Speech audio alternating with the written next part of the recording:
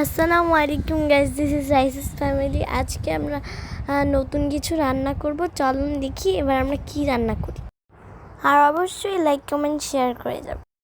দেরি না করে চলুন এবার আমরা দেখি আমরা কি কি রান্না করি।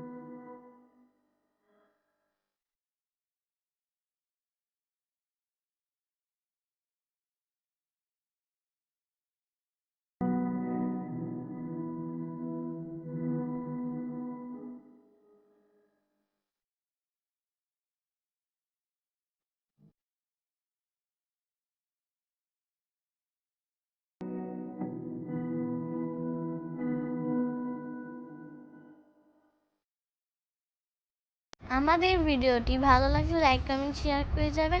সবাই সুস্থ থাকবেন, ভালো থাকবেন। আসসালামু আলাইকুম।